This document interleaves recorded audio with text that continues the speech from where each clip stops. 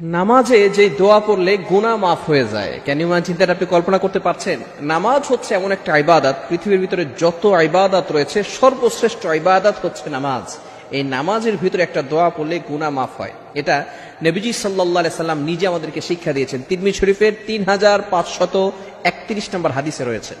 আবু বকর সিদ্দিক রাদিয়াল্লাহু তাআলা আনহুকে নবী সাল্লাল্লাহু আলাইহি ওয়াসাল্লাম এই দোয়াটা শিক্ষা দিয়েছিলেন।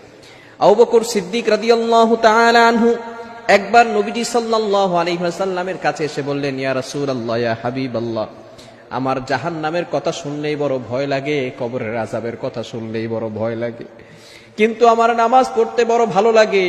ইয়া রাসূলুল্লাহ, ইয়া হাবিবাল্লাহ, আমাকে নামাজের ভিতরে এমন একটা দোয়া শিখিয়ে দেন যে দোয়াটা আমি নামাজের ভিতরে পড়লে আমার গুনাহ মাফ হবে। সাথে সাথে নবীজি সাল্লাল্লাহু আলাইহি ওয়াসাল্লাম আবু বকর সিদ্দিক রাদিয়াল্লাহু তাআলা আনহুকে একটা দোয়া শিখিয়ে দিলেন, চমৎকার একটি দোয়া। আবু